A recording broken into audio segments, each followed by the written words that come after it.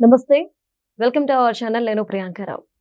ED YSRCP హయాంలో జరిగిన కుంభకోణాలని వెతికి తీయడంలో, ఆ కేసుల్ని ఛేదించడంలో, వాళ్ళకి శిక్ష పడేలా చేయడంలో దూకుడు పెంచిందా అనే అనుమానాలు వ్యక్తమవుతున్నాయి.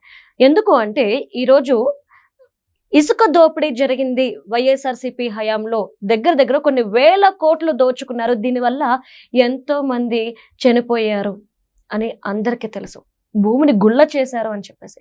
మరి ఈ కేసు 2024లో నమోదైనప్పటికీ కూడా ఇప్పటి వరకు నత్తనడకన సాగుతూ వచ్చింది. కానీ ఇప్పుడు వెంకట్రెడ్డిని అరెస్ట్ చేశారు. అప్పటి ఎండీని అరెస్ట్ చేస్తూ ఈడీ ఏం తెలిసింది, 2566 కోట్ల రూపాయలు పైచిలికే స్కామ్ జరిగింది అని చెప్పేసి అంది. ఇప్పుడు ఈయనకి సంబంధించిన ఆస్తులు ఏవైతే ఉన్నాయో వాటిని జప్తు చేసే క్రమంలో ఉంది. ఒకేసారి 3 చోట్ల సోదాలు జరిపారంటే, హైదరాబాద్ లో 3 చోట్ల, జైపూర్ లో 2 చోట్ల, కోయంబత్తూరులో 1 చోట సోదాలు జరిపి ఈ ఆస్తులన్నింటినీ కూడా స్వాధీనం చేసుకున్నారు. ఎట్టకేలకు వెంకట్రెడ్డిని అరెస్ట్ చేశారు. మరి ఎలా చూడాలి ఈడీ దూకుడిని? వీళ్ళందరినీ అరెస్ట్ చేస్తున్నారు. అసలైన వాళ్ళని ఎప్పుడు అరెస్ట్ చేస్తారు? దీని మీద డిస్కస్ చేద్దాం. మనతో పాటు ప్రముఖ పొలిటికల్ అనలిస్ట్ డివి శ్రీనివాస్ గారు ఉన్నారు. ఆయనతో మాట్లాడదాం. నమస్కారం సార్. నమస్తే. ఈడీ ఈ మధ్యన ఎలా ఉంది అంటే, దొరికిందే సందంటూ ఎవరిని దొరికితే వాళ్ళని అరెస్ట్ చేయడం, వెళ్ళి వాళ్ళ ఇంటికాడ సోదాలు చేయడం, ఆస్తులు లాక్కోవడం, ఇదే పనిగా పెట్టుకుంది. ఆదాయాన్ని పెంచుతూ పోతుంది. ఈ రోజు చూస్తే ఆ రోజు ఇసుక దోపిడీ ఏ విధంగా జరిగింది, ఏపీలో భూమిని ఏ విధంగా గుళ్ళ చేశారు, సముద్రాన్ని, నదుల్ని ఎక్కడ ఇసుకను వదలకంటే ఎలా తీసుకెళ్లారని అందరికీ తెలుసు. బట్ ఈ రోజు ఈడీ వాటన్నిటిని బయటపెట్టి వెంకటరెడ్డిని అరెస్ట్ చేసింది. ఎలా సార్ అసలు ఇదంతా ఎంత చేశారు? ఇంకా వెంకటరెడ్డిని దులిపితే దుమ్ము కేసీఆర్ దగ్గర పడినాడు. ఎందుకు సార్? ఇసుక దుమ్ముగా అంటే ఇప్పుడు సంతోష్ కంగారు పడిపోతున్నాడా? కేసీఆర్ మరి దత్తపుత్రుడా? సంతోష్ రావు, హ్యాపీ రావు అంటే అదే ఏది 3 కంపెనీలు, అటు జేపీ వెంచర్స్, లేకపోతే జీసీకేసీ, నెక్స్ట్ ప్రతిమ. ఈ మూడింటిని అడ్డం పెట్టుకుని జగన్మోహన్ రెడ్డి 5 ఏళ్లలో రోజుకి 8 కోట్లు. రోజుకి 8 కోట్లు అంటే సంవత్సరానికి మామూలుగా 5 ఏళ్ళు 365 రోజులు వేసుకున్నా నీకు అక్కడే 1825 రోజులు వస్తుంది. అంటే రోజుకి 8 కోట్లు వేసుకో, 15,000 కోట్లు కేవలం వసూళ్ళు అనమాట. ఇప్పుడు మద్యం మీదేమో 2 కోట్లు అన్నారు రోజుకి, ఇసుక మీదేమో 8 కోట్లు వసూలు చేశారన్నారు. ఈ రెండింటి మీదే 10 కోట్లు జగన్మోహన్ రెడ్డి ఆయన 5 ఏళ్ల పరిపాలనలో కళ్ళు చూసినటువంటి పరిస్థితుల్లో అసలు జేపీ వెంచర్స్ వాళ్ళ ప్రతినిధిని కూడా పిలిచారు. నిన్న వాళ్ళను కూడా డ్రిల్లింగ్ చేశారు. ఏది ఈ ఈడీ విచారణలో నీకు వచ్చేసరికి జేపీ వెంచర్స్ నుంచి హాజరైంది ఎవరు?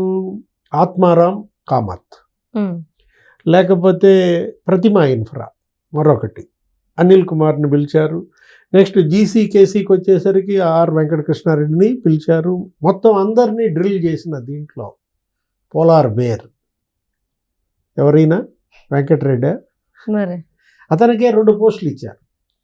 ఏది ఏపీఎండిసి అతనే, నెక్స్ట్ ఈ మైన్స్ అండ్ జియాలజీ అతనే. ఎక్కడి నుంచి పట్టుకొచ్చారు ఆయన్ని? ఆ రోజు కోస్ట్ గార్డ్స్లో ఉన్నాడని తీసుకొచ్చారు. డిప్యూటేషన్ మీద అతన్ని ఎంపిక చేసి, అసలు దానికి దీనికి ఏమైనా సంబంధం ఉందా అంటే, జగన్మోహన్ రెడ్డి హయాంలో డి గ్యాంగ్ అనేవాళ్ళు వీళ్ళని, ఇది డిప్యూటేషన్ గ్యాంగ్ అనమాట. కేంద్ర సర్వీసుల్లో ఉన్న వాళ్ళని డిప్యూటేషన్ మీద తీసుకొచ్చి కొల్లగొట్టిన విధానం.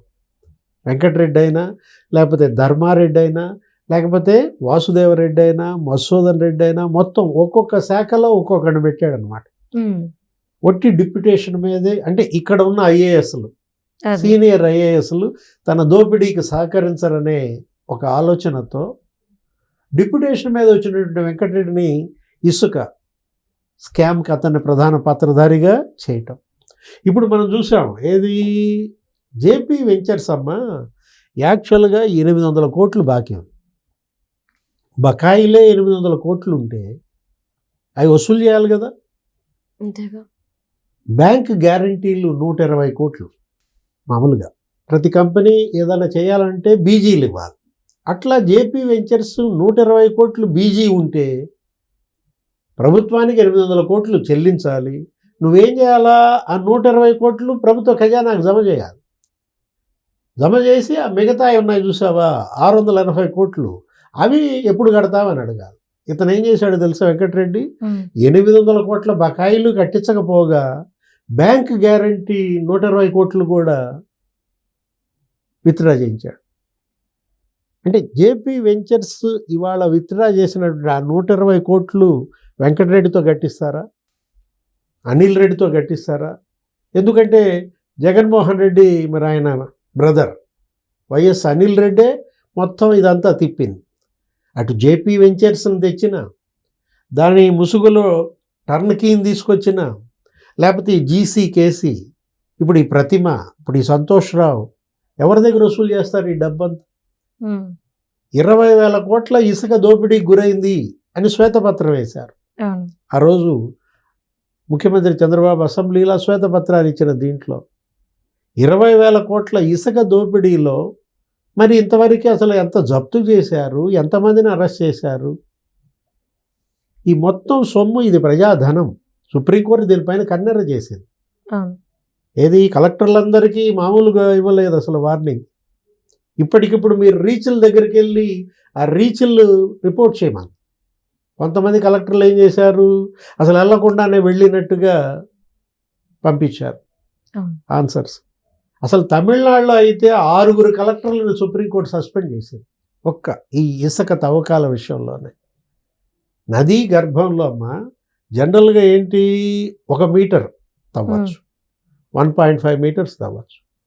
అట్లాంటిది వీళ్ళు 8 మీటర్లు 20 మీటర్ల దాకా నదీ గర్భాన్ని ఛిద్రం చేశారంటే అనేక మరణాలు. దీనివల్ల ఏంటి, ఆ నదుల్లో పతులు చేరి అక్కడ బోట్లు మునిగిపోయి, అది తెలుసు నీకు, కచ్చలూరు అనేటటువంటి బోటు ప్రమాదంలో ఎంతమంది చనిపోయారు, ఈతకని వెళ్ళి ఎంతమంది విద్యార్థులు చనిపోయారు. దీనివల్లే ఈ ఇసుక అసురులు అనేది. అందుకే వెళ్ళను అప్పట్లో మైనింగ్ శాఖ మంత్రిగా పెద్దిరెడ్డి రామచంద్రారెడ్డి, ఈ గనుల శాఖ చూసినటువంటి ఏపీ ఎండిసి వెంకటరెడ్డి, కుమ్మక్కై, జగన్మోహన్ రెడ్డి, మరి అతని అన్న ఎవరు అనిల్ రెడ్డి.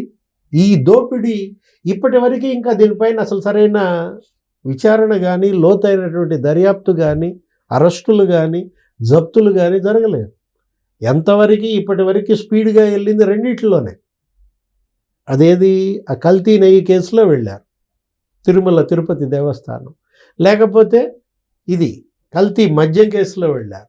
దాంట్లో అధికారులనే బలి చేశారు కల్తీ నెయ్యిలో. పాలకవర్గం అటు సుబ్బారెడ్డి జోలికి వెళ్ళలేదు, భూమన కరుణాకర్ రెడ్డి జోలికి వెళ్ళలేదు. ఇక్కడ అదే ఏది లిక్కర్లో ఏం చేశారు, జగన్మోహన్ రెడ్డి చుట్టూతో అందరినీ అరెస్ట్ చేశారు, కానీ జగన్మోహన్ రెడ్డిని టచ్ చేయాల. అంటే జగన్మోహన్ రెడ్డి గారిని టచ్ చేయాలంటే ఇంకా టైం రాలేదేమో. అంటే వాసుదేవరెడ్డి గారికి సంబంధించి అంటే వాళ్ళ కుటుంబ సభ్యులు, ఆయన భార్య, వీళ్ళకి సంబంధించి కూడా ఎవరెవరి పేరు మీద ఆస్తులు ఉన్నాయి అనేది జప్తు చేసే క్రమంలో ఈరోజు ఈడీ నిన్న యాక్షన్ తీసుకుంది. అంటే వాళ్ళ పేర్ల మీద కాకుండా వాళ్ళ భార్యలు, వాళ్ళ భార్యల అన్నదమ్ములు, వాళ్ళ కుటుంబాలు, ఇలా అందరి పేర్ల మీద ఈ ఆస్తులన్నింటినీ పెట్టుకున్నారు. అసలు వాళ్ళకి వాసుదేవరెడ్డికి చెందుద్దా ఇదంతా, జగన్మోహన్ రెడ్డి గారికి చెందుద్దా? వాసుదేవరెడ్డి అనగానే మనకేంటి ఇంకా గోల్డ్ ఇది పద్మావతి బాగుందా అంటే ఇప్పుడు ఆ రోజు పద్మావతి జ్యువెలరీస్లో కొన్నటువంటి బంగారం తాలూకు రసీదులు ఇతని దగ్గర పట్టుబడినటువంటి దాంట్లో మొత్తం బయటకు వచ్చింది. ఏది ఆ ఒక్క రసీదులను పట్టుకుంటే ఎక్కడెక్కడ ఏ బంగారం దుకాణంలో ఎంతెంత కొన్నారు, ఏ డిస్టిలరీ ఎంత గోల్డ్ ఇచ్చింది వీళ్ళకి. ఆ మ్యాన్షన్ హౌస్ అవును ఎంత 200 కోట్లు బంగారం ఇచ్చిందని, ఫలానా షాపులో 96 కోట్లు కొన్నాం, ఫలానా షాపులో 56 కోట్లు కొన్నాం అనే రసీదులే ఇతను బయటపెట్టాయి. ఎవరు? వాసుదేవరెడ్డి. కల్పనాదేవి అంట ఆయన భార్య, లేదు ఆమె తండ్రి, ఇప్పుడు వాసుదేవరెడ్డికి పిల్లనిచ్చిన మామ పుల్లారెడ్డి, నెక్స్ట్ ఆయన బావమరిది విజయ నరసింహారెడ్డి. అసలు ఏ విధంగా వాళ్ళ ముగ్గురి పేరిట ఇన్ని ఆస్తులు 5 ఏళ్లలో కొన్నారు? గమ్మత్తు ఏంటంటే ఇక్కడికి వచ్చేసరికి విఎన్ఆర్ గ్లోబల్, విఎన్ఆర్ అంటే ఎవరు? బావమరిది Vijaya Narasimha Reddy. Srilakshmi Narasimhaswamy milk chilling point, లేకపోతే విఎన్ఆర్ డైరీ ప్రోడక్ట్స్, వీటి పేరిట ఆస్తులు కొనడం. ఆ కొన్న ఆస్తుల్ని వెంటనే భార్య పేరిట రిజిస్ట్రేషన్ చేయడం, గిఫ్ట్ డీడ్ ఎవరు కల్పనాదేవి పేరిట. అంటే ఇప్పుడు వికారాబాద్లో 34 కోట్ల ఆస్తులు అంట, హైదరాబాద్. నెక్స్ట్ ఇక్కడికి వచ్చేసరికి గడ్డిపేట, వెన్నా బ్రీజ్, ఏంటి దాని పేరు, అపార్ట్మెంట్ విల్లాస్. అరే 1,40,00,000 విల్లా అనేమో మామూలు రిజిస్ట్రేషన్ చూపించారు, 14 కోట్లు. ఆ విల్లా ఖరీదే 14 కోట్లు. ఎక్కడి నుంచి వచ్చింది? నీ జీతం ఎంత? ఇతను ఎక్కడి నుంచి పట్టుకొచ్చారు? డిప్యుటేషన్ గ్యాంగే ఇది కూడా, ఇది డి గ్యాంగే. ఎక్కడో రైల్వేస్లో ఉండేటువంటి వాసుదేవరెడ్డిని తీసుకొచ్చి అతనికి మళ్ళీ 2 పోస్టులు ఇచ్చాడు. ఏది, బెవరేజెస్ కార్పొరేషన్ అతనే, ఈ తర్వాత డిస్టిలరీలు బ్రోవరీస్ ఎండి అతనే. 2 పోస్టులు అతనికి అంటగట్టి అతన్ని ఒక డమ్మీని చేసి మొత్తం వీళ్ళందరూ ఎలా దోచేశారంటే, పనిలో పని అతను కూడా తన బావమరిది పేరిట, తన మామ పేరిట, భార్య పేరిట ఆస్తులు కూడా కొట్టిన విధానం. అరే అసలు ఇప్పుడు నీకు వచ్చేసరికి B9 బెవరేజెస్ నుంచి స్పష్టంగా ఇతని బావమరిది కంపెనీలోకి నీకు 7.96 కోట్లు జమ. డిస్టిలరీ కంపెనీకి నీ బావమరిదికి ఏంటి సంబంధం? ఇప్పుడు నువ్వు ఆఫీసర్ అయినంత మాత్రాన నీ బావమరిదితో వ్యాపారాలు చేపిస్తావా? ఇప్పుడు పెరల్ డిస్టిలరీ, ఈ పెరల్ డిస్టిలరీ నుంచి అయితే ఏకంగా 20 కోట్లట నేరుగా లంచం తీసుకున్నాడు, క్యాష్. ఎవరు? వాసుదేవరెడ్డి. ఇవాళ ఇవన్నీ ఈడీ దగ్గర ఉన్నటువంటి ఆధారాలు. నిన్న ఆయన అడిగిన ప్రశ్నలు ఇప్పుడు 6 గంటలు విచారించారటమ్మా, ఆధారాలతో సహా చూపించి. ఏది, పలానా మీ మిసెస్ కల్పనాదేవి, మరి మీ బావమరిది కంపెనీల్లో మనీ వెళ్ళడం ఏంటి, ఆయనేమో మీ భార్య పేరిట ఆస్తులు కొనడం ఏంటి, స్పష్టంగా 2023 డిసెంబర్, 2024 మార్చ్ రిజిస్ట్రేషన్ డేట్స్. ఎవరప్పుడు ముఖ్యమంత్రి? జగన్మోహన్ రెడ్డి. అంటే జగన్మోహన్ రెడ్డి ముఖ్యమంత్రిగా ఉన్నప్పుడు వాసుదేవరెడ్డి తన భార్య పేరిట ఎన్నెన్ని రిజిస్ట్రేషన్లు చేయించాడు, బావమరిది పేరిట ఎన్ని కంపెనీలు పెట్టాడు. ఈ పేరు విన్నావు అసలు? Randeep enterprises, Asifa marketing services, Venkateswara enterprises. అసలు ఏం కంపెనీలు సార్ ఇవి? ఏం చేస్తారు వాళ్ళంతా? లాజిస్టిక్స్. నువ్వు అసలు ఏ కంపెనీ ఏం చేస్తుంది అని ఎప్పుడన్నా ఎవరన్నా నిన్ను అడిగారు అనుకో, సింపుల్గా నువ్వు చెప్పాల్సింది లాజిస్టిక్స్. అరే ఇప్పుడు అత్తాపూర్ డెన్లో ఈ అట్టపెట్టెలు ఇవన్నీ తీసుకెళ్ళటం, తీసుకురావటం, అసలు రాత్రి బవళ్ళు తిరుగుతుంటే చుట్టుపక్కల వాళ్ళంతా గోల చేశారు. ఆడాళ్ళంతా ఏంటి ఈ గోల, ఇది రెసిడెన్సీ ఏరియా అంటే మాది లాజిస్టిక్స్ అన్నమాట. మాది లాజిస్టిక్స్. మరి వ్యాపారం ఏంటి? అట్టపెట్టెలు, ఇంపోర్ట్స్ అండ్ ఎక్స్పోర్ట్స్, డబ్బులు, క్యాష్. ఏది, ఒక్కొక్క అట్టపెట్టెలో 25 లక్షలు చొప్పున. అంటే వీళ్ళు మద్యం పేరుతో విషం ప్రజలతో తాగిచ్చి జలగల్లాగా వాళ్ళ రక్తం పీల్చి సొమ్ము చేసుకోవటం, భూములు కొనడం, ఇవాళ మొత్తం పట్టుబడటం. Thank you so much.